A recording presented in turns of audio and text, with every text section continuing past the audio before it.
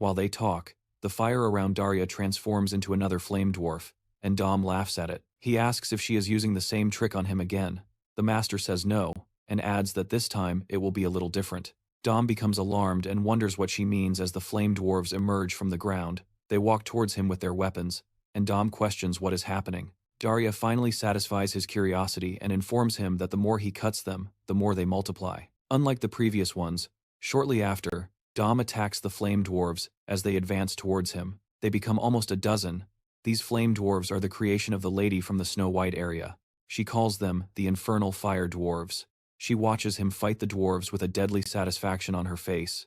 Dom starts to feel tense when he realizes he is at a numerical disadvantage. Fortunately, he is very fast and continues to fight against them. He wonders how his opponent is capable of wielding such peculiar fire magic, and when he looks at her again, he realizes who she is. He sees the striking resemblance to the famous witch of the Flame Tower and realizes that she is the one. Meanwhile, there is a bloodbath below. Shortly after Russell's shield is broken, the knight notices that Russell suddenly disappeared in front of him and wonders where he went. He quickly looks to the side and sees Russell standing there, then quickly confronts him. He wonders how Russell managed to dodge his attack when he was so close. Our young man just stands still, holding his bleeding chest, trying to stabilize himself. The knight remembers that his sword made contact with Russell's chest. He could swear that he should already be cut in 2 pieces. When he looks closer at Russell's body, he notices that he also has an aura around him. He wonders if he is also covering himself with magic to enhance his physical abilities. Russell maintains his aura to accelerate his physical abilities and heal from the wound. The vice captain thinks to himself that it doesn't matter since his opponent is basically like a rat, caught in a trap. Hilo, who has been observing the fight, sympathizes with Russell.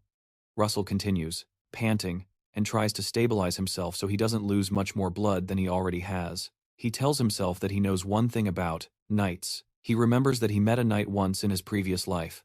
This knight he met was quite ruthless and had massacred a group of innocent mercenaries because one of them simply bumped into his shoulder. One of his last victims was Russell, who was severely injured. But suddenly another mercenary came to his aid. A strange man stepped in front of him at the right moment and decided to protect him from the ruthless knight.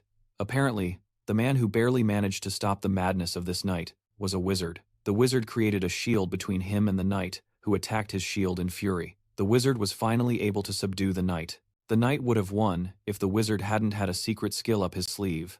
Russell proceeds to create another shield to protect himself as the wizard did. The vice captain rushes towards him again and continues to deliver another attack on his shield to break it, just like he did last time. While doing this, Russell remembers the method the wizard used to save him in his past life, and replicates it. The vice captain delivered another strong attack on the shield in an attempt to break it. He managed to crack the shield, as he had hoped, but something seems different this time. Russell reveals that the method the wizard from his past used was to place one shield over another. This is the method he decided to replicate. The vice captain's attack only cracked the first shield he is using. The vice captain steps back, waiting for the shield to break, but something seems different this time. Russell reveals that the method the wizard from his past used was to place one shield over another. This is the method he decided to replicate, and the vice captain's attack only cracked the first shield he is using. The vice captain steps back, expecting the shield to break, but is surprised to see that Russell is unharmed. Russell catches him off guard and casts a wind spell he uses, circle magic, 2 wind arrows, and hits right in the chest of the knight. The attack is so strong that it sends the man flying to the other side of the room. The knight hits his head against the wall and lets out a groan, with a bit of blood coming from his mouth. Meanwhile, Russell stumbles a bit, and it seems he has not yet recovered from the cut on his chest. His body seems to have healed, but he is still in pain and wonders if he lost too much blood. He quickly breaks the lock that heated up to free the elves. When the elves come out, they thank him for rescuing them. Our boy asks them to follow him out of the compartment so they can leave the ship. Suddenly, the ship's vice captain calls him a brat. He stands up, and it seems the effect of the blow did not last long. The vice captain looks quite irritated and tells Russell that he should have aimed for his head when he had the chance. Russell wonders how he survives when he replicated the attack that the wizard who saved him did. None of that matters anymore, so he quickly tells Hilo to get the other captives and go up where they will be safe.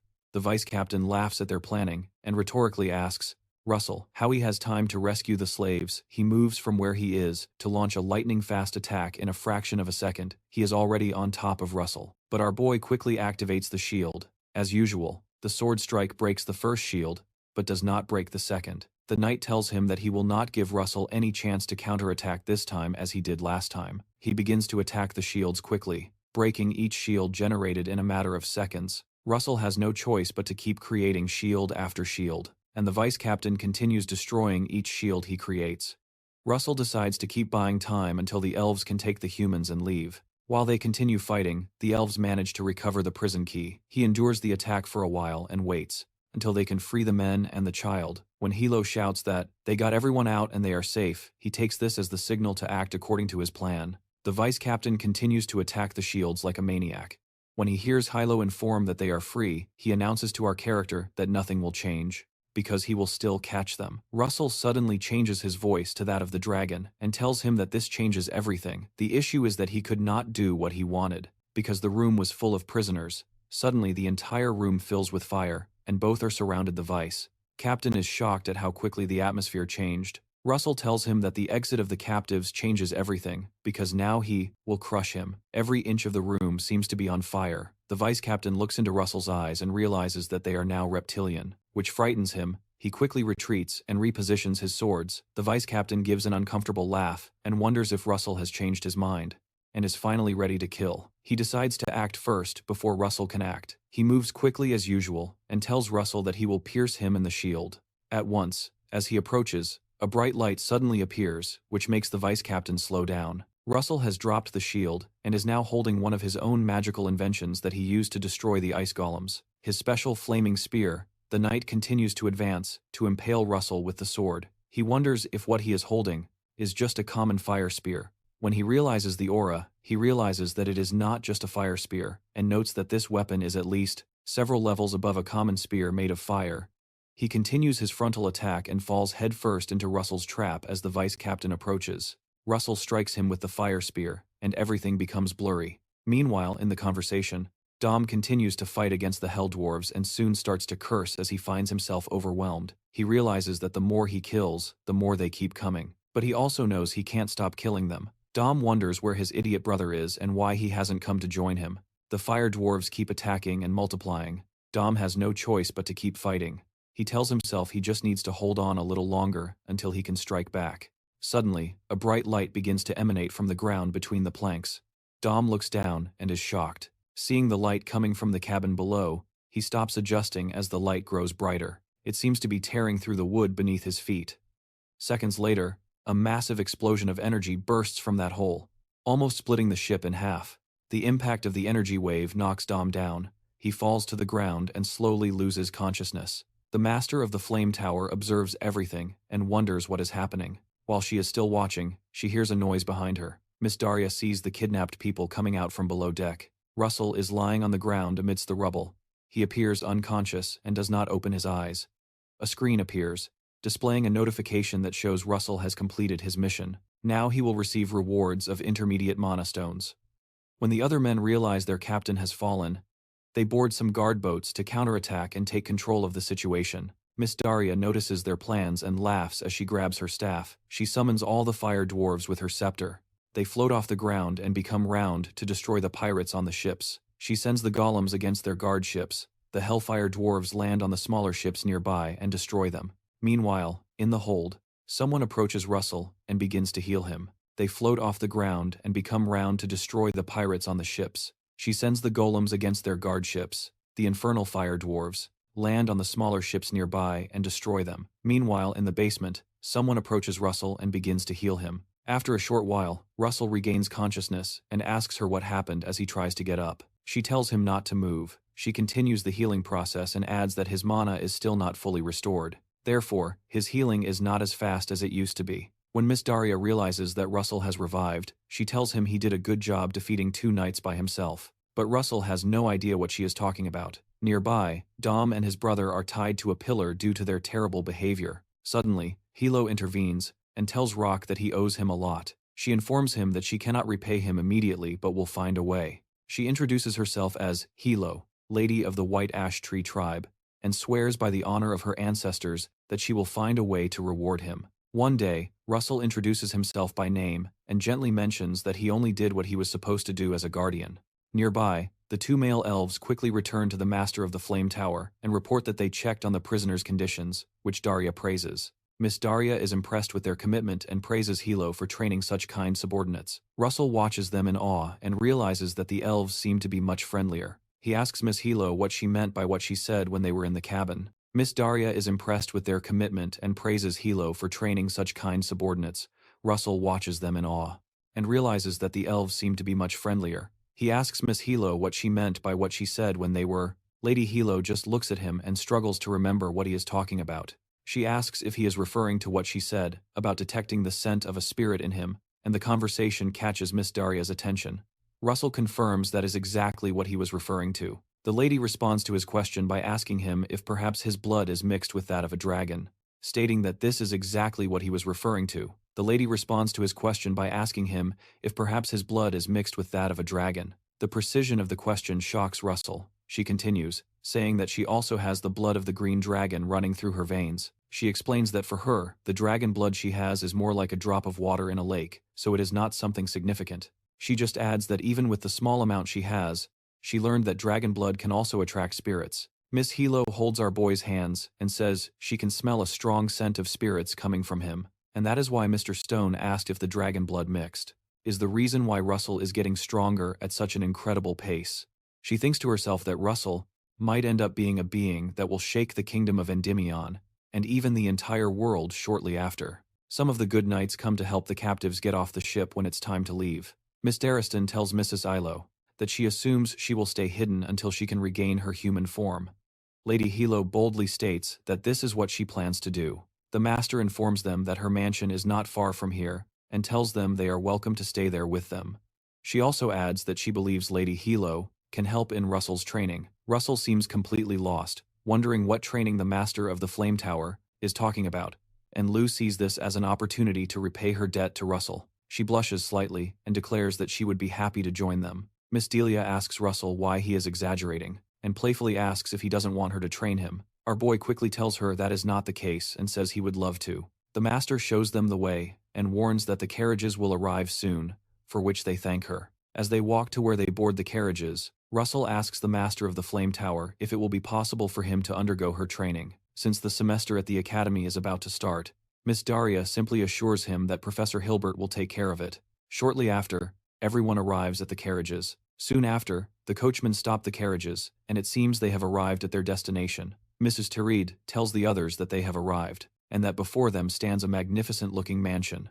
The master of the Flame Tower notices that they might feel overwhelmed, so she tells them not to feel pressured and to make themselves comfortable as they enter while walking through the garden. Everyone continues to look around the beautiful mansion. Hilo praises Miss Daria's house and says it is a very lovely place. She thanks Misery for her goodwill towards her and her men. As they are moving, Russell looks back and notices something quite familiar. He stops moving and looks around for a while. Something beyond the beauty of the mansion draws him to the scenery, but he cannot identify what it is. Suddenly, he remembers that he came here with his parents, years ago. Russell approaches Misery and mentions that he would like to ask a question. She stops and turns to hear his question. Then he asks her to confirm if the mansion was not originally hers. Misery becomes uncomfortable and says that people will think she stole it if they hear him. Embarrassed, Russell apologizes. She confirms his suspicions and informs him that he is correct because she acquired the villa from some merchant association years ago. Russell realizes that this villa is one of the places his family owned before his father was killed and his family fell apart. Russell remembers that after his family's downfall, he heard that the villa was sold for a low price. He finds it strange to return here in this way. A week later, Hilo wakes up and enters the living room. The master of the Flame Tower examines her aura and mentions that she is relieved to see that Hilo has recovered much of her mana. Hilo tells her that it is all thanks to her kindness and help. Miss Daria asks about the matter they had discussed earlier regarding helping with Russell's training. Hilo cheerfully responds that she is more than ready. Suddenly, Hilo stops talking and asks where Russell is. Miss Delia laughs and informs her that she sent Russell to do something. Meanwhile, Russell falls off a cliff and screams as loud as he can. Luckily for him, there is a stream below, so he falls into the water.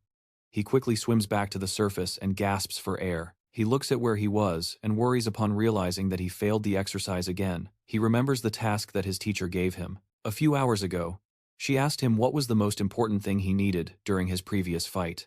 Russell thinks about how he had to continuously use a shield to survive that fight, then mentions that the thing he needed most was distance. The teacher confirms this and tells him that in combat, distance is the most important thing for wizards. She smiles at him and asks him to watch closely. While she does something, the teacher steps off the cliff, but some fire wraps around the leg she placed in the void shortly after. Her entire body is engulfed in flames, and the master is nowhere to be seen. Suddenly, she appears on the other side of another cliff. Still covered in fire, she crosses to the other side while Russell watches. He realizes that she just used space distortion magic. This specific method is called blink. After she crosses the void between the cliffs, the teacher tells him that from this point on, he will have to try to cross the cliff using blink.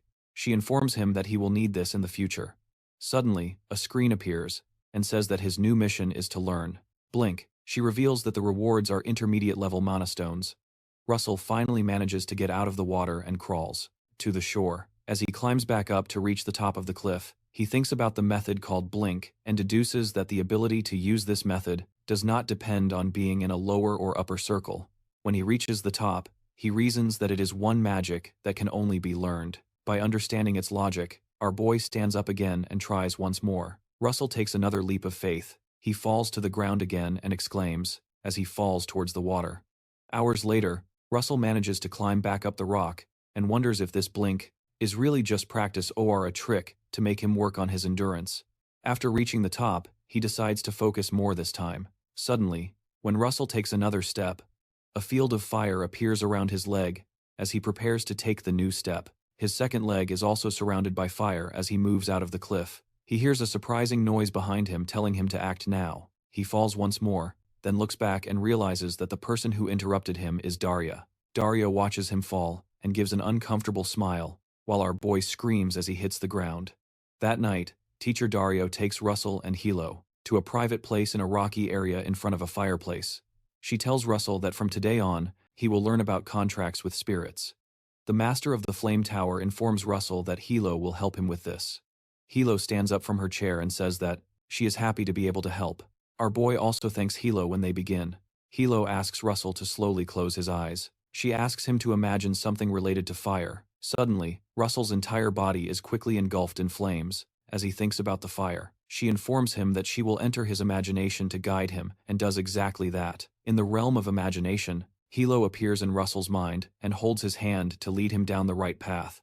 Hilo begins to explain that it is something that most people do not know. She says that the door to the spirits is there for everyone, no matter if you are human, elf, or any entity.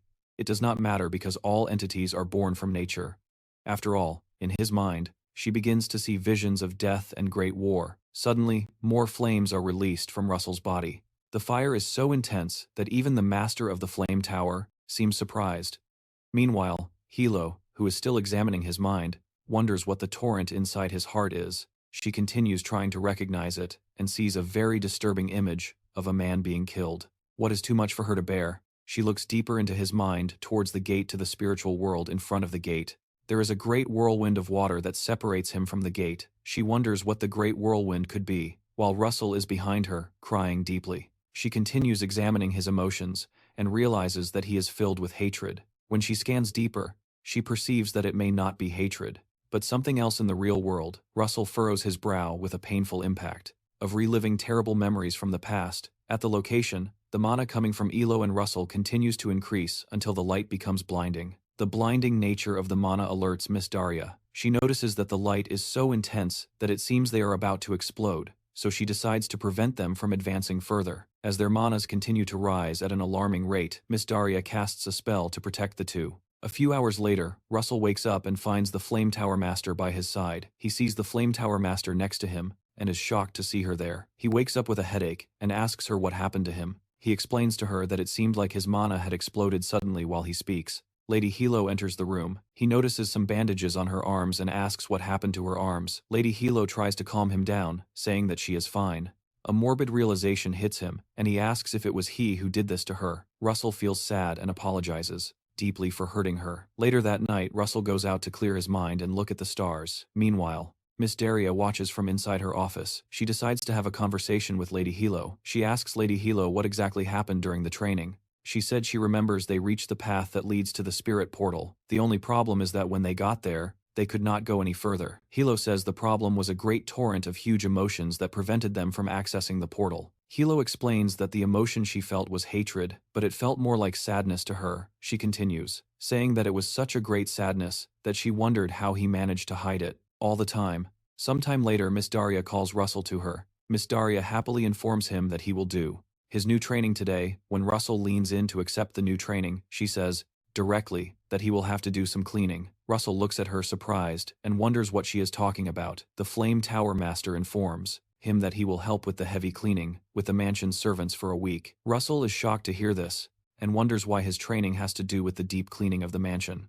Miss Daria adds that she and Lady Elo are going to the capital. Elo says goodbye to Russell and mentions that she will see him next week. He quickly affirms and simply tells them to take care before they leave. Miss Daria reminds him that this is not a punishment. He agrees to do it, but deep down decides to clean the house and practice the blinking technique in the remaining time before they leave. The Magic Tower Master adds more information just for precaution. She tells him that she is prohibiting him from using magic this week, and Russell is shocked after the carriage departs. He is completely confused, but accepts his fate. Later, Russell picks up a mop and prepares to scrub the hallway. Our boy decides on an equally good plan. Since Miss Daria prevented him from using magic, he runs across the room with the wet mop and tells himself he can take the opportunity to train physically. Even if he cannot use magic, while he runs down the hallway, he slips on some drops of water that are on the floor. As he falls, his leg accidentally kicks a nearby vase into the air when he lands on his back. The vase he knocked over also breaks near him. Suddenly, the head maid appears behind him and asks why he was cleaning so fast. She adds that the vase he destroyed was one of Miss Daria's, that she truly valued.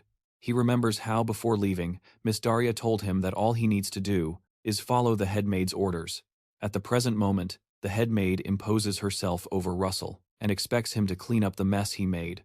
Russell quickly gets up and tries to gather the pieces of the broken vase with his hands and apologizes for making the mess. The housekeeper puts on some gloves and informs him that she is aware that he cannot use magic for a week. She hands him a napkin and asks him to follow her guidelines in cleaning the house from now on. Later, Russell receives the task of dusting the vase, and the head maid suddenly appears behind him and tells him to hold it from underneath so it doesn't fall while he is mopping the floor. She appears again and asks if he thought about cleaning behind the door. She seems to be everywhere he goes, and this disturbs Russell. For the rest of the day, he continues receiving more instructions and corrections while he continues his tasks. Eventually, when he finishes, he collapses somewhere and lets out a loud sigh. Our boy wonders why he was suddenly recruited as a servant in his training regimen. He remembers how the head maid kept appearing to mention one thing or another, and he wonders if Miss Daria is trying to train his mental strength. While he is immersed in thought, the head maid informs him that it is lunchtime. She walks toward the kitchen and asks him to follow her. Russell, who clearly does not want to go anywhere with her, says he will have lunch later. The head maid looks at him intensely and insists that he follow her in a more sinister voice. Russell has no choice but to obey. In the kitchen, the other workers in the building gather to eat and talk to each other. Russell notices that there are many people working in the village. As he looks around, a man next to him asks what his name is. He quickly turns to the side and sees a modest-looking man who is smiling at him. He says his name is Russell Raymond. The man seems surprised when he hears that his name is Raymond, as he seems to recognize that name. Russell starts to sweat and believes that the man must know about him and his family. Contrary to what he thought, the man simply said that he is a handsome young man and compliments his black hair and red eyes. Someone call the police. Another maid at the table hears the man and notices Russell's red eyes, that she considers cool. Another worker behind the desk of our boy mentions that he looks quite fit and asks if he can touch his biceps. When he touches Russell, he almost screams in fright and looks like he's about to be attacked. The guy taps the back of his head and says he's just joking, and everyone laughs at Russell. Russell laughs excitedly with them, but inside, he cries for having to endure this for a week. He tells himself that it's most likely training, because there seems to be no other sensible explanation for all of this. Sometime later, Russell and the other workers go to chop wood and take it to the village. He pondered that he would have finished this quickly if he could use his mage aura, but he can't. They carry the wood across a small bridge and go back and forth after transporting and chopping the wood. All the workers sit by the lake to celebrate the job well done. Everyone toasts to a job well done. Russell does not hesitate and starts drinking the beer like an expert. This alarms the worker sitting next to him. The guy gives Russell a pat on the back, and the shock causes him to spill the beer that was in his mouth. Our boy asks the man why he hit him suddenly. The guy tells him that he is still a student and will lose his muscles if he drinks. Russell remembers that he is in the body of a young man, and that he had confused the present time with his days of drinking wine as a mercenary. One of the older workers mentions that it's all right. The man pours a little more beer for Russell and says he should learn to drink like an adult. As he sits down, the man comments that it would be a sin not to drink, considering the beautiful scenery in front of them. All the people at the table look ahead and see the beautiful view of the rays of sunlight while observing someone nearby. They say that it is another sin they would be committing. Everyone quickly turns to see who is speaking and why the person said that. It turns out to be the head of the maids who told them that it would be a sin to continue drinking without snacks. She brings a basket of snacks and distributes them among the workers. Everyone enjoys the snacks and toasts to the new family member, referring to Russell. Everyone laughs, including Russell, and there seems to be genuine joy among them. The head maid notices that Russell is happy to be with the workers. She then observes closely. She notices that he laughs with the other worker who told him not to drink, and they really seem to be a true family. In the following days, the head maid supervises Russell while he cleans the roof at night. They also gather to eat again, and everyone talks and laughs as usual on the last day before Miss Daria returns. Russell sits by the fountain and realizes that tomorrow would mark a week since Miss Daria and Lady Hilo had left. He feels a bit dissatisfied and wonders why. Suddenly, the head maid interrupts his thoughts and observes that he likes to stay near the fountain. He is shocked to see her, so he quickly gets up to greet her. She adjusts her glasses and asks how many times he plans to greet her in a day. Russell laughs at her statement and says he did it without thinking. She asks if there is a reason he always comes to this place, and he hesitates before answering her question. Finally, he tells her that he can remember certain people when he comes here. The housekeeper mentions that she heard that wizards can teleport and asks why he simply doesn't go find those people he is thinking about.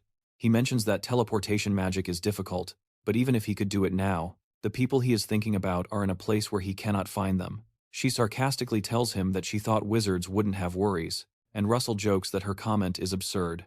As she walks away, she reminds him that tomorrow is his last day of cleaning and asks him to do his best until the end. Russell quickly acknowledges her instructions and says yes. Before she leaves, she mentions that he doesn't know magic very well, but she thinks he is a good person. This time, she does not call him Mr. Russell, as usual, but just by his name. Russell is touched by her statement and just watches her in silence. Finally, she jokes that even if he doesn't become a good wizard, she wants to use him as a good servant. Our boy playfully responds that he will think about it the next morning. Russell goes out to greet Miss Daria and Lady Hilo. The women ask him if he is well, to which he affirms. Miss Daria calls Russell to the side and tells him to go with her as they walk through the garden. She comments that she notices he has been through a lot this week, and he comments that it's nothing like that. She adds that it took her a while to find the medicine that will restore the mana, lost track after the incident where they tried to reach his spiritual portal. She also mentions that she checked the files and found something interesting. Ms. Daya mentions that she discovered the village belonged to the Raymond family in the past. Russell looks down somberly and says nothing. The master of the flame tower informs her that he told her that there was a great turmoil of water in his heart, and that is why they couldn't reach the spirit door. She asks if he feels angry, and if not, if he feels sad.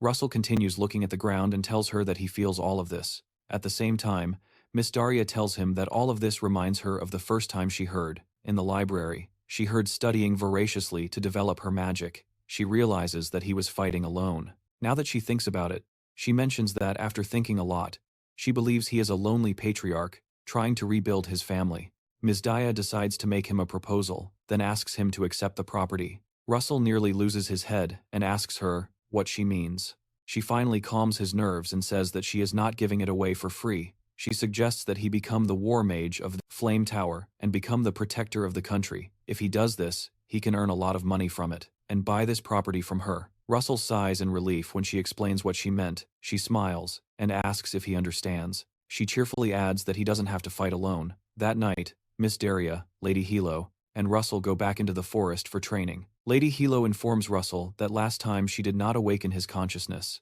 when they approached the spirit door. She informs him that she guided him with her hand unconsciously, but this time they will go together to the door. Russell doesn't seem very happy to do this again and asks what will happen if she gets hurt again.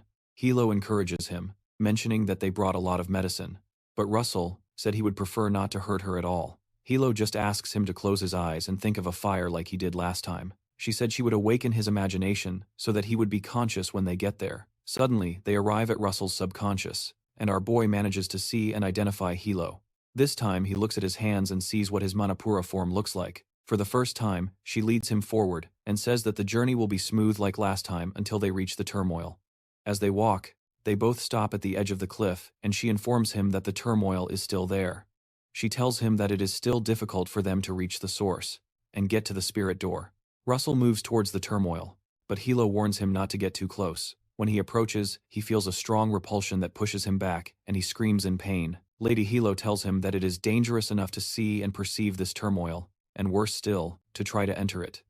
The impact of walking towards the turmoil allows Russell to realize what it is made of, and he begins to see thoughts about him forming successfully at the academy, choosing a tower to join, rebuilding his family, and avenging his father's death. The weight of the thought shocks him, and he discovers that these are things dear to his heart.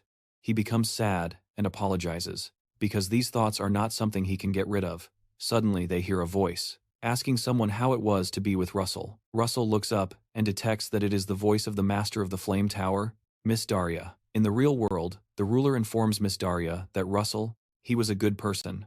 Meanwhile, in his subconscious world, Russell hears the voice of the caretaker and deduces that she and the Fire Tower Master must be having a conversation. Miss Daria asks the head caretaker if she hasn't left his side, as she requested, and the head caretaker confirms this.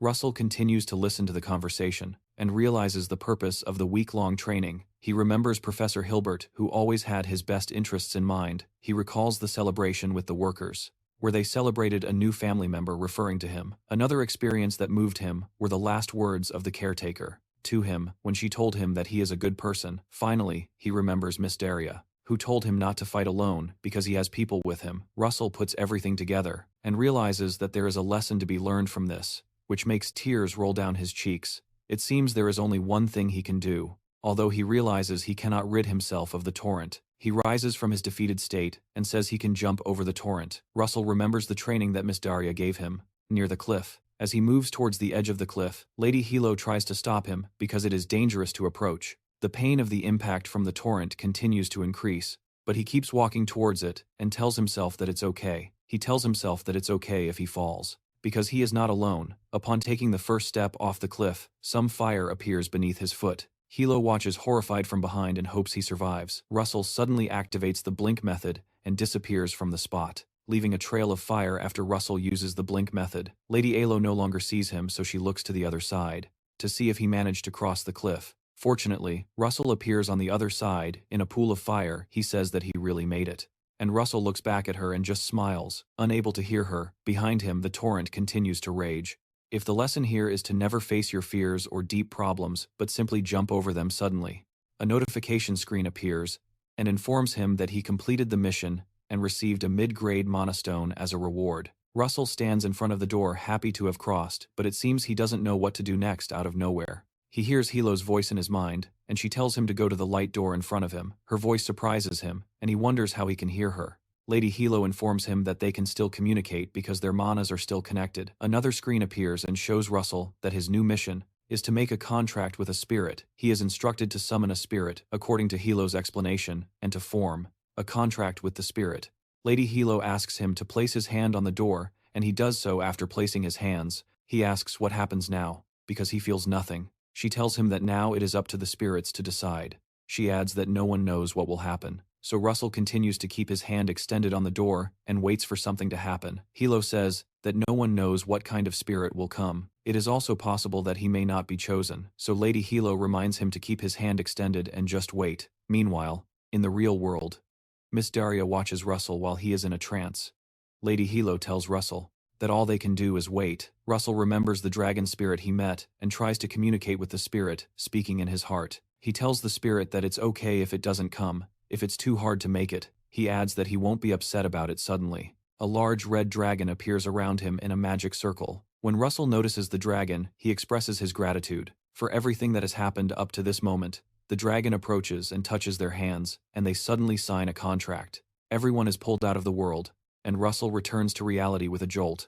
He opens his eyes and wonders what happened when he does. When he fully opens them, he is surprised to see a miniature red dragon in his lap. The little dragon growls cutely, and our boy wonders if this is what spirits look like.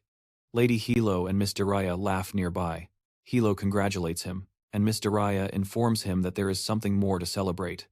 Russell wonders what she is talking about, and understands when he looks at his chest. He suddenly realizes that he has reached the fourth circle, while the adorable red dragon continues to roar. Suddenly, another screen appears, and notifies our boy that he has awakened new knowledge with the summoning of the spirit and reached the fourth circle. He is informed that he will receive unknown extra rewards. Russell reads the text and wonders what the extra rewards could be. While he is thinking, the little red dragon roars again, trying to get his attention, and flies up. The dragon jumps onto his head and snuggles into his hair. The little dragon starts to nibble on his hair and continues to roar. Hilo comes to play with the dragon, and she mentions that she doesn't think it's a normal spirit. She asks if he will give it an appropriate name. She tells him that naming the dragon would complete the contract. Miss Daraya confirms her words and tells Russell to give it a good name. Russell looks at the little dragon and tries to think of a name. He mentions that it is red. As it is red, he suggests calling it Bacon, and the women gasp in shock. Russell realizes his dark humor and laughs.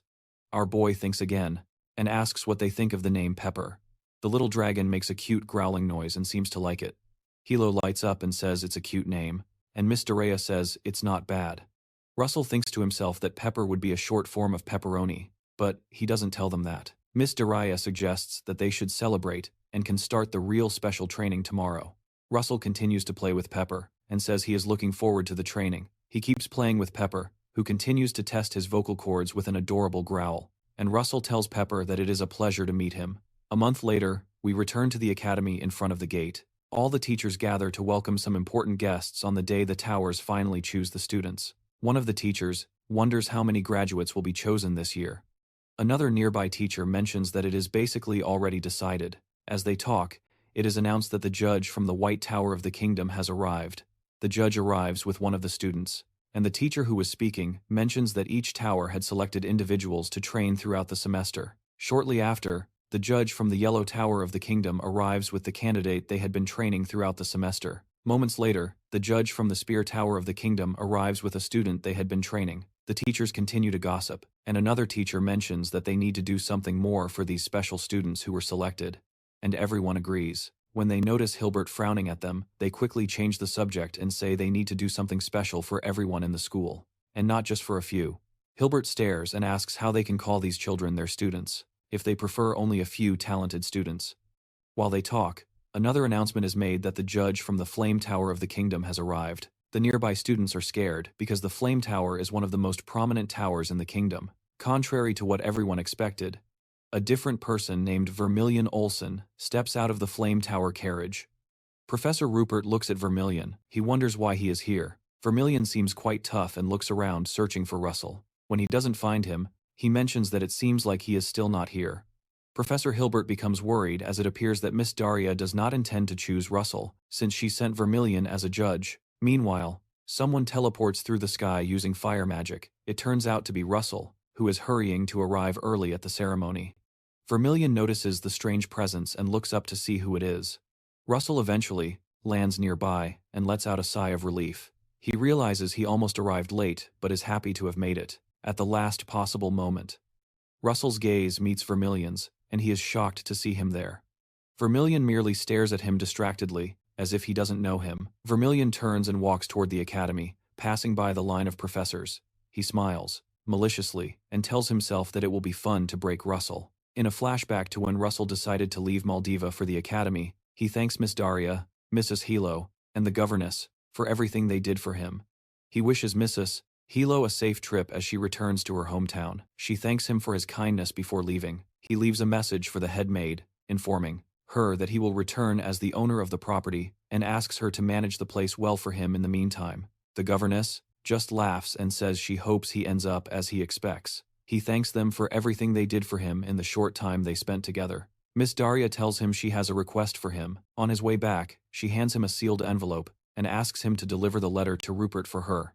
Russell receives the letter and promises to deliver it as she requested. She thanks him, but he notices that she doesn't seem very well. He wonders what the content of the letter is and why she looks so downcast. In the present moment, Russell and the professor sit in his office. Russell hands him the letter, and Professor Hilbert mentions that it is a relief he arrived on time. The professor reads the letter and tells him that the only problem is that it will be difficult to help during the selection. He covers the content of the letter and explains that something has come up that he needs to do quickly. Russell smiles and says it's all right. Before he leaves, Professor Rupert gives him a piece of advice that might be useful. He informs Russell not to underestimate Brother Olson because he can be a force to be reckoned with. The professor says he cannot afford to just try. To be the best, he must be the best. He adds that he is sure Russell can do it, and gives him a pat on the shoulder. Russell smiles at him and says not to worry. Suddenly, the screen notifies our boy that his new mission is the tower selection. His mission is to show an overwhelming difference in levels and gain recognition from the 10 selection judges. Shortly after, the first round of the selection begins. All students sit in front of a professor to take a preliminary written exam. Russell considers that the written exam is not difficult. He remembers failing this exam in his previous life, so it is not a big challenge for him. Now he considers the fact that there is something else to worry about. The main concern is the letter that Professor Hubert received from his previous life. He remembers that after the professor received the letter, his travels became more frequent, so frequent that he would not be able to give his classes at the academy. Shortly after that, Professor Hubert would pass away in the year he would take his sabbatical, give their classes at the academy. Shortly after this, Professor Hubert would pass away in the year he would take his sabbatical. After finishing the exam, he leaves and thinks to himself that he doesn't know exactly what happened to Professor Hilbert in his past life. He believes that his death occurred due to a really dangerous task. He mentions that Professor Hilbert must have died as a result of a really dangerous task that is left for a high-ranking wizard in the Tower of Flames. After the results are compiled, Russell Raymond is announced as the student with the highest score in the written exam. Some of the students are shocked that he achieved the highest score. Others find it amazing. Some say he studied well, and others feel envy. Meanwhile, Russell's mind isn't even focused on the selection process. He thinks about the death of the professors that is about to begin, and wonders if he is capable of stopping it. Soon after, the second phase of the selection process is announced, and the students are informed that the interview test will begin shortly. All the students sit somewhere and are instructed to enter only when their name is called. After a few students are interviewed, Russell is called. He enters the interview hall and sees his professor sitting to his left, and the 10 judges right in front of him. He tells himself that the evidence that he can change things is right before his eyes. Russell considers that he doesn't remember seeing Brother Olson during the selection process as a judge in his previous life. The fact that he is here means that he has changed the past, and that means he can join the Tower of Flames and stop the professor's deaths.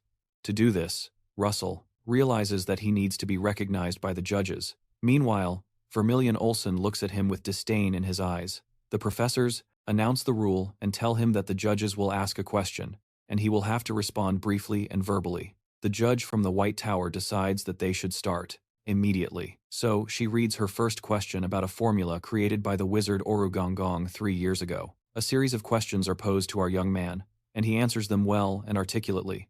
The most difficult part of the interview questions is a second hidden task. Shortly after the accent where the judges are begins to shine intensely as they release bursts of mana to see if he can maintain his composure to answer their questions while releasing the mana. It is customary in the selection process, and Russell tells himself that he will have to endure the mana pressure from the selection judges. He remembers that he always failed this part in his previous life, and deeply hopes not to faint. In the present time, he confidently endures the mana subjection and continues to answer their questions. The judge from the Yellow Tower mentions that Russell is incredible because his expression doesn't change despite the swirling mana storm. Meanwhile, Vermilion Olson does not seem impressed. Brother Olson smiles and mentions that this is not a big mana storm. Suddenly, the intensity increases to see if Russell will be able to endure when it gets stronger. Russell notices the strange change in the intensity of the mana, and it becomes harder to withstand its effect. Olson just smiles, and the effect of the mana storm begins to affect the guards who are behind the judges. The judge from the Yellow Tower looks at Olson and confirms that he is indeed a crazy tiger. The judge from the Yellow Tower tells himself that the candidate might die if this continues. Russell begins to find it a little harder to deal with this, but does not yield. He continues to look directly at the judge while waiting for their next question. The judge from the Lance Tower is shocked to see that Russell is enduring this flood of mana. He realizes that even the newly appointed professors designated for the exam are having difficulty enduring the intense the mana storm. The Spear Tower judge considers that Russell is certainly a desirable genius suddenly. The system displays a notification that Russell has gained the recognition of 9 judges out of 10. Olson continues with the intensity, but is surprised to see that Russell is enduring it. He decides to increase the intensity a little more, to see if our boy will be able to survive. Russell starts to feel quite uncomfortable, but manages to maintain his position red. Olsen does not back down, and continues to increase the intensity of the monostorm. Suddenly, the Spear Tower judge places his hand on Olsen's shoulder, and informs him that they have other interviews to conduct, so he needs to stop. Olsen hisses at the comment from the Spear Tower judge, but decides to stop. Olsen retorts that it is a shame, as it was about to get fun. Meanwhile, Russell remains firm, but his trembling hands begin to shake behind him. Meanwhile, the new teachers, who were sweating profusely, rejoice at having survived the manostorm. One of the judges praises our boy, saying that he did well, and informs him that he can leave. They ask for the next person to enter, and Russell leaves the room. Our boy collapses into the waiting chair. After the intense exam, he lets out a sigh and tells himself that he thought he was going to faint. Suddenly, a warning screen appears. The screen tells him that he received the recognition of 9 selection judges out of a total of 10. Russell smiles awkwardly when he realizes that the system is trying to tell him that this is not enough, and he needs one more to pass the mission. He laughs to himself and says that Olsen is not an easy target. After the second test, the tower judges walk down the hallway and talk about Russell. Raymond, the Spirit Tower judge, mentions that Russell is the student that the Fire Tower Master has been watching, which means he is off limits to them. The Yellow Tower Master mentions that he is a student that anyone would like to have by their side, and it is a shame that he is already committed to Vermilion Olsen, says not a word, and just walks ahead of them. The White Tower judge cheerfully asks Olsen when he will start training Russia as the youngest disciple of the Flame Tower, but is met with some resistance. Olsen angrily turns around and asks who told him that the boy will be his apprentice. The White Tower judge realizes that she has touched a sensitive point and quickly tries to rephrase what she said. The other judges just watch uncomfortably and, or without, moves away from them irritated. They wonder why he is so tense. Or without remembers a time when he had taken some newbies who had just enrolled in the Flame Tower to the battlefield in the flashback. One of the newbies does not do a good job of maintaining the barrier. While some swordsmen attack them, the enemy hits their barrier and breaks it. The knights take down the younger mages and stab them to death that night. Or without eventually eliminates all the enemies, but the younger ones do not survive the ambush, while he is among the dead bodies. Tears stream down his face as he mourns their deaths. These days he remembers that, if there is a weak one among them, who falls they all fall. It seems that is why he is so hard on Russell shortly after. The third round of the selection test begins, and everyone gathers outside. The organizers announce to the participants that the next test is something like a treasure hunt. The man says that they will have to enter the lush Walker Hill Forest and find green mana stones. He announces that they will be awarded points based on the number of mana stones they manage to find and in the order they return. Russell thinks that some of the other guys will be desperate enough to try to steal the mana stones of other people, so he needs to be careful. They are instructed to form a line to be released into the forest. While forming the line, a notification screen appears again for Russell and tells him that the last part of the mission is to gain Olsen's approval. He looks at the screen expressionlessly and wonders if the disciple, Mr. Olsen, will recognize him in some way. He considers how he has been treated by him since the beginning of the screening and wonders if Olsen will still approve of him if he passes the third round. While he is still thinking, he hears the announcement to start the search. Russell joins the other boys, and they run into the forest to find the green stones. As the boys hurry through the forest to find the stones, our boy decides there is one thing he can do to find the stones faster. Moments later, Russell uses a bit of fire magic and begins to summon Pepe. Pepe soon appears in his arms, and Russell tells him that it has been a while. He apologizes for keeping him distant and explains that he couldn't use magic at school. Pepe seems quite excited to see him and roars playfully as he always does. Russell asks Pepe if he can help him and summons his compartment to bring a red mana stone. He tells Pepe that he needs him to help find a stone that looks like this.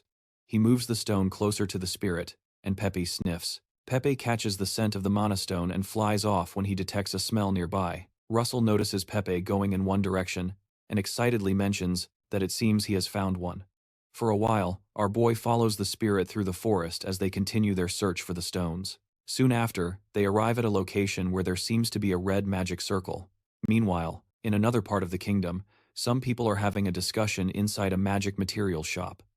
A man in a cloak, who appears to be a guardian of the Flame Tower, questions the shop owner and asks where the wizard he did business with went. The man, who seems quite confused, tells him that he doesn't know and that all he did was sell some raw materials for a ritual. The interrogator alters his voice and asks if he knows the truth about the ritual he speaks of. He asks if he knows that the wizard came to buy these materials for a pagan spell. The man is shocked to hear that his client had bought materials for a pagan spell. The guardian roughly pushes him to make him talk. He tells the man that helping a cult is the same as treason against the kingdom, and the man realizes he is in a lot of trouble. The now very angry guardian asks once again if he knows where the wizard went. The man stutters and repeats that he really doesn't know where the man went. He continues saying that all he heard was that a rude woman who kills people by burning them had taken on a disciple, and that this wizard they are looking for went to check on that. In a flashback, this dangerous wizard watches as Miss Tila speaks with Russell. In Maldiva, the wizard observes as Russell receives a cloak from the guardians of the Flame Tower, from the master of the Flame Tower. The guardian releases the man and thinks to himself that the person with whom these cult members have a feud is none other than his teacher. He uncovers the face, and it becomes clear that it is Professor Hilbert. The professor rushes outside and tells himself that Russell is in danger. The body of Professor Hilbert is consumed by fire, and he flees the scene using teleportation, magic, rushing to warn the academy about how dangerous the selection test is. Meanwhile, one of the students looks around and curses. When he can't find any monastones, he complains that he can't use light magic, because he doesn't want to attract the attention of the other competitors and become their target. As the boys walk deeper into the forest, he notices a dark and strange figure. The boy stops when he sees the figure moving and exclaims. The boy shoots a wind arrow at the strange figure, but nothing happens. The attack doesn't seem to cause any damage. The boy notices it looks like a man, so he tells the person that they scared him. The candidate continues observing the strange figure and wonders if he is also a candidate when he receives no response. He decides to turn away because he thinks he is dead. He wonders if he should check, but decides to ignore the man since it's a competition and everyone for themselves. As he walks away, he has an idea. He looks back at the strange figure and reasons that this strange guy might have a stash of monastones that he can take. When he turns to check the dead man's body, he finds it is not there upon noticing that the place is empty. He asks where the strange figure went. He notices something moving behind him, looks quickly back, and is shocked by what he sees. A loud scream echoes through the forest, and it becomes clear that the competitor has fallen. Meanwhile, Russell continues following Pepper to find the monastones.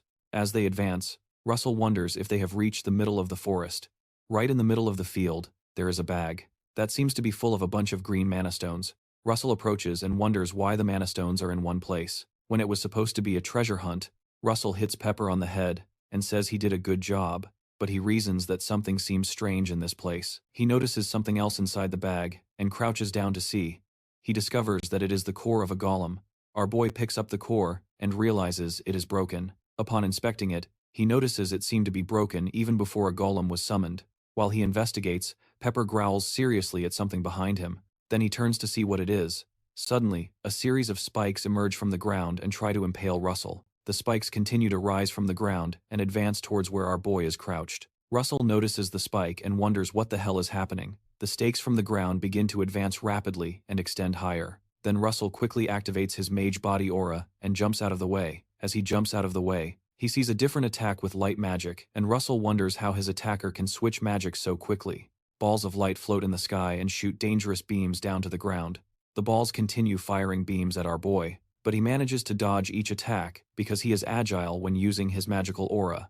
As the attack continues, Russell realizes he is not being attacked by a single person. Suddenly, some magical spears are shot at him while he is not looking, but fortunately, Pepper sees them. Pepper quickly breathes fire from his mouth and burns the spears before they reach Russell. Russell looks back and realizes that Pepper deflected the attack, then praises him for a good job. Our boy quickly summons his firebolt. He shoots firebolts through the light balls and breaks them. The explosion from the impact is quite large and causes smoke to spread around.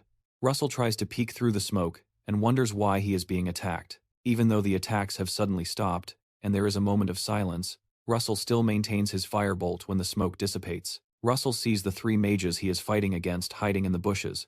When he looks closely, he recognizes them as the honor students, who were selected by the towers. Next to another bush, the honor student from the White Tower, who has been using light magic. Hiding there, Russell also notices the honor student from the Lance Tower and asks why they are using cowardly tactics. The honor student from the Yellow Tower tells him to shut up and questions how a bastard like him managed to discover the Monastone first. The guy argues that he is sure they were the only ones who knew the location of the Monastone. When he looks closer at Russell, he notices the spirit behind him and realizes that he has a spirit with him. The honor student from the Lance Tower also notices the spirit and proclaims that he understands how he found the monastones so quickly. The honor student from the White Tower also notices and wonders how Russell managed to hide this level of skill that allows him to contract with the spirit. Russell just laughs at their words and asks what is so special about finding the monostone so quickly. He adds that they make it seem like he shouldn't have found it. Russell finally tells them that something comes to his mind as he thinks about this scenario. He informs them that he knows they made a secret deal with some of the professors to place all the monostones in one location where only they would know. The honor student from the Yellow Tower says nothing but thinks to himself that Russell is quick-witted. Our boy says he has no intention of getting involved in their secret deal, but tells them to get out of his way. The honor student from the Yellow Tower gets irritated by his words, then activates his aura and charges at him. When the guy runs towards him, Russell suddenly disappears and appears behind him. He smiles and whispers in his ear that they will regret it if they don't let him pass, shocking the guy. The honor student from the Lance Tower also notices this and is shocked. The honor student from the White Tower gasps in astonishment as he realizes that Russell just used the blink teleportation magic while they are still at it. Pepper starts growling at something that seems to be hidden in the forest. Russell notices this and asks him what is wrong. He quickly realizes that they are not alone, then looks into the forest to investigate what is wrong. Russell notices that the trees are moving. He turns to the student from the Yellow Tower and asks if the professors who were helping them told them that they would also destroy the golem core he found in the bag. The student from the Yellow Tower tells him no. The other students advance and mention that they also found it strange that the broken golem core was in the bag. Russell suddenly releases the other guy. When he realizes that there is some problem arising, he quickly conjures a fireball upon hearing a noise coming from the forest. He diverts their attention and looks into the forest, saying that something is coming. The birds in the forest also begin to fly in response to something disturbing the peace within the forest. Some fierce-looking dark monsters with green eyes rush towards the boys when Russell uses his sight. He exclaims and mentions that they are the undead. The honor students from the Lance Tower ask how the undead entered the testing area, and the rest of them seem frightened. The honor student from the Yellow Tower suddenly freezes in fear and tells himself that he needs to run. When he turns to flee, he discovers that there is nowhere to go. He stops in the middle of the path, and a look of despair appears on his face. The undead form a large circle around them, and there is nowhere to run.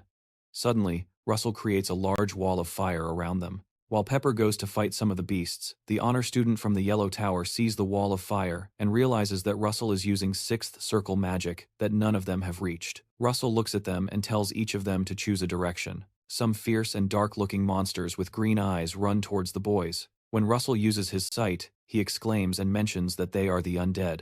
The honor students from the Lance Tower ask how the undead got into the testing area, and the rest of them look scared. The honor student from the Yellow Tower suddenly freezes in fear and tells himself that he needs to run when he turns to flee.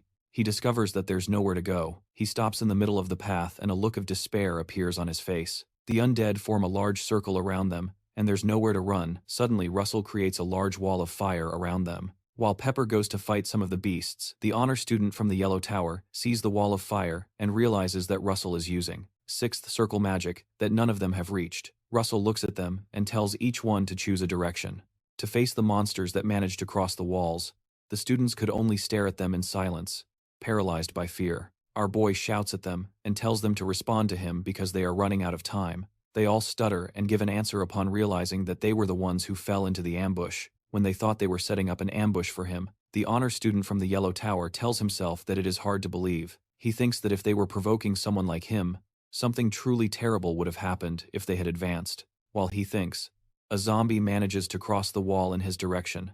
When the zombie breaks through the wall, it is met with fire arrows that pierce it due to Russell's quick reaction. Russell tells them that the wall of fire is just a temporary measure and that they need to find the sorcerer who summoned the undead beasts. Meanwhile, inside the forest, two sorcerers controlling the beasts converse with each other. One tells the other that the child from the fire tower is here, referring to Russell, and the other laughs and says he wonders how long Russell will last. In the middle of the forest, some of the undead continue breaking through the fire barrier. A burly zombie invades again. It ends up with a hole in its head after being hit by a firebolt. Russell positions himself in front of the headless zombie and thinks about how these undead monsters must have come to be. He thinks about the heirs seeking forbidden magic. He remembers that in the past, the master of the Flame Tower had brutally killed the members of this heretical cult. He wonders if these newcomers are remnants of the old heretical movement that survived the destruction. Our boy wonders what the heirs are now planning to do by coming here. While he is thinking, 3 undead that manage to cross the fire come toward him. He casts another firebolt and creates large holes in their heads. Russell realizes that if he deepens his thoughts, it will affect him, so he decides to focus on the fight in front of him. He analyzes that the magic they are using is a type of curse. Russell remembers that one of the characteristics of these curses is that they use low levels of mana, so the longer the fight drags on, the more they will be at a disadvantage because they are spending too much mana fighting against this onslaught of undead soldiers. He quickly turns to the other guy and tells them to use their mana efficiently. He explains that they can do this by reducing their firepower and aiming for the vital points of the undead army.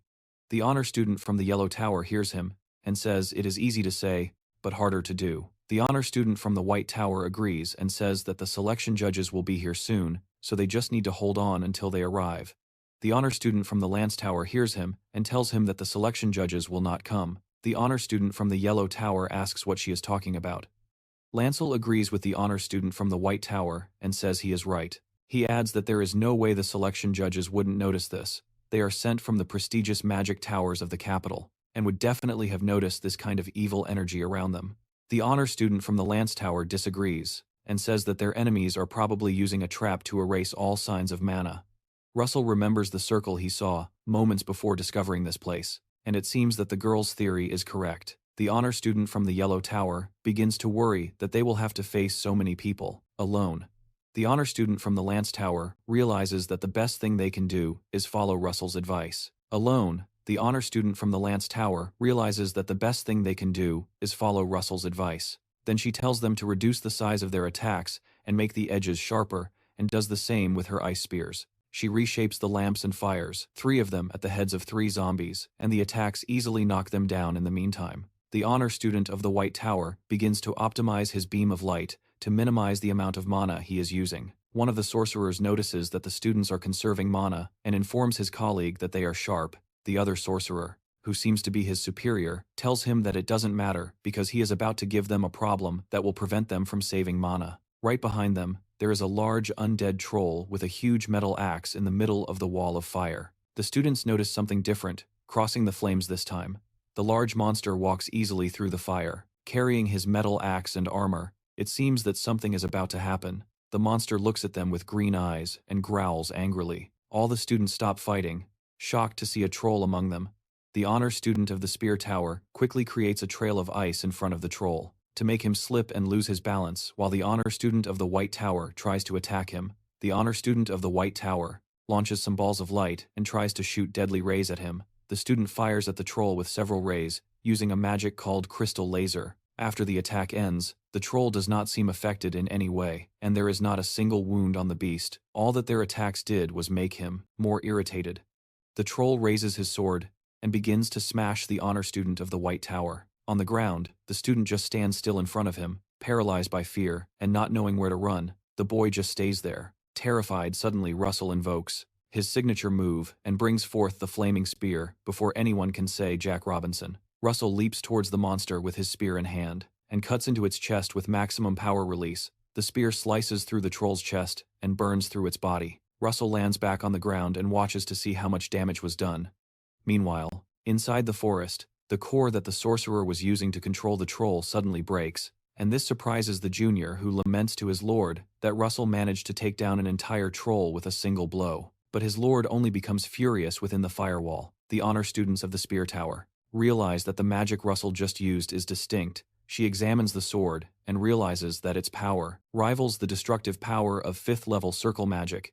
She continues to look at Russell and wonders if he is a student from the same academy as her. Russell does not notice that she is looking at him, but something in the sky suddenly catches his attention. He looks up and notices Pepper flying around a specific area in the enemy camp. The sorcerers notice Pepper hovering above them and do not know what to do. Russell smiles as he picks up the signal and mentions that he managed to discover where they are hiding. Russell activates his mage body to give him more strength to do what he is about to do. He leans back with the blazing spear and proceeds to throw it. His eyes open and fill with rage as he gathers all his strength to make the throw.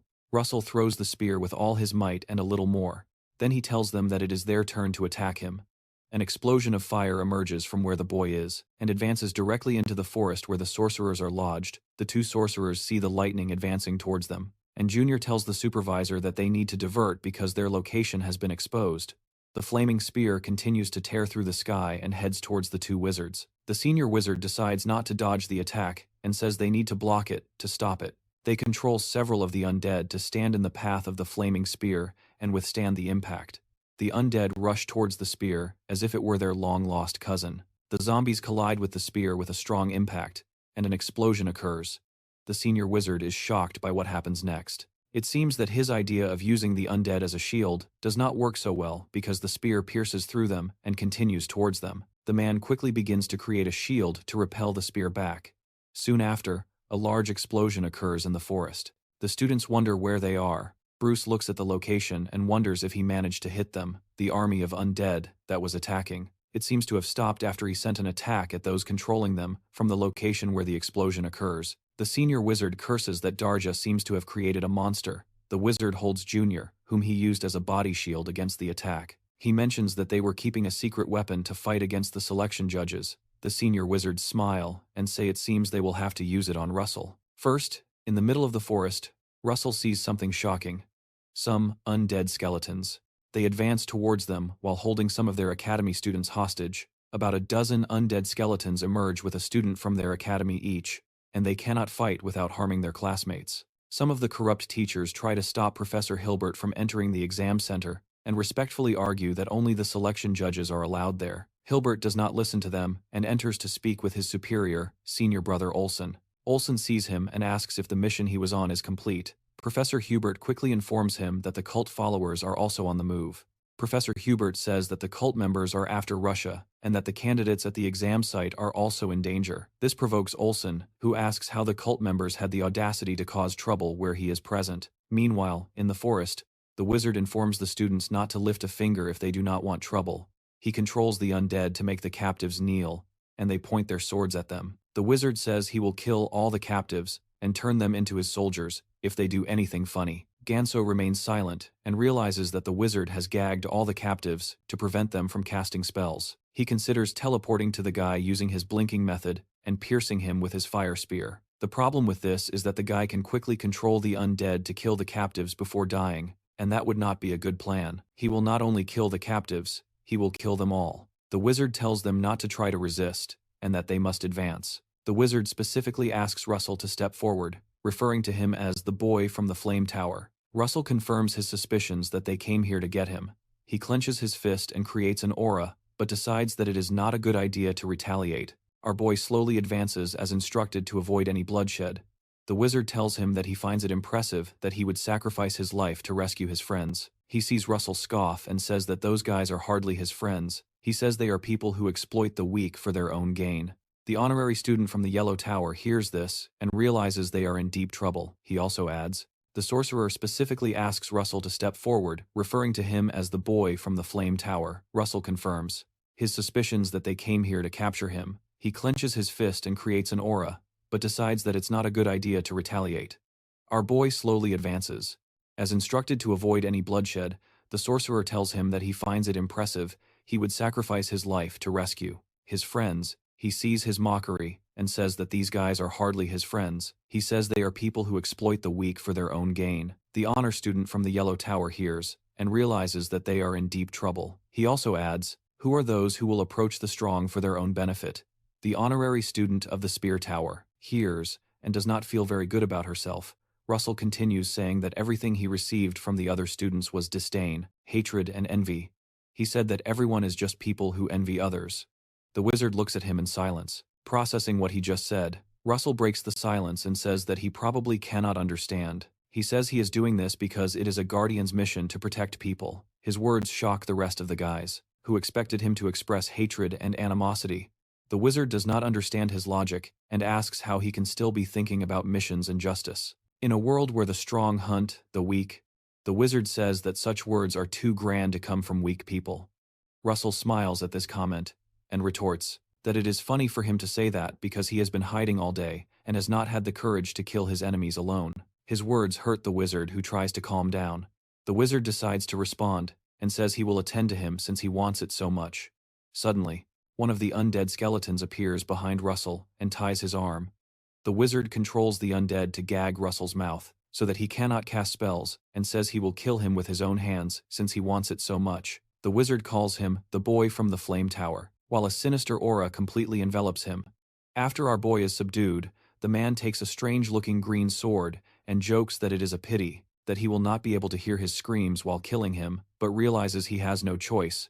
The man approaches him and brings the knife closer to stab him. Russell remembers that there is a type of magic that does not require incantations to be used. This type of magic is one that you can cast from your mind. He recalls the moment when he had just made a contract with the spirit, and the system appeared to inform him that he would receive an extra reward for achieving great enlightenment by summoning spirits. He remembers asking himself what the additional reward was. In the flashback, the system gives him a strange ring. In the present, he thinks about how artifact magic is the type of magic that allows using magic without actually casting spells. The ring is called the Cloudy Ring, and has the shape of a ring but transforms into a thundercloud when needed. Suddenly, a strong thundercloud forms over the place where they are. The wizard does not notice, and continues to make threats about what he is about to do. The man tells him that his death will be the first of many in their revenge plan. Suddenly, the wizard hears a thunderclap behind him and wonders what is happening when he looks up. He sees a strange thundercloud in the sky. Meanwhile, Russell, who is still tied up by the undead, begins to release lightning from his body. When the time is right, our boy summons the thundercloud in his mind and instructs it to crush all of them. The magnitude of the lightning is so great that even the honor students have to cover their faces to avoid being blinded by the enormous light released. The lightning continues, striking the place, and everyone who seems to be in its way turns to barbecue. The wizard faints and drops the core he was using to control the undead, and it breaks. The man just stands there and seems to be experiencing some rigor mortis as the electric charges run through his body. Finally, he falls to the ground, and the other undead soldiers do the same. But Russell is the only one standing. Russell, who is still quite electrified, tries to loosen the rope that was used to tie him from behind. Suddenly, someone appears behind him and helps him. It turns out to be the honor student from the Lance Tower, who tells him that she can't believe he thought of artifact magic in a situation like this. She whispers to herself that this guy is really something, and after she frees him, Russell smiles at her comment and thanks her for helping him. The honor student from the Lance Tower scratches her head and tells him that they should be the ones thanking him. She quickly turns around and says that they need to call the judges here quickly, informing Russell about what seems to be a need for treatment for everyone. Meanwhile, the honor student from the Yellow Tower removes the rope from another student's hands and tells him not to forget to notify the judges about what he did for him. Russell holds the honor student from the Lance Tower and assures her that the judges will arrive soon. Then she asks him how they would know what is happening here, and Russell just smiles, informing her that his friend will guide them here. Nearby,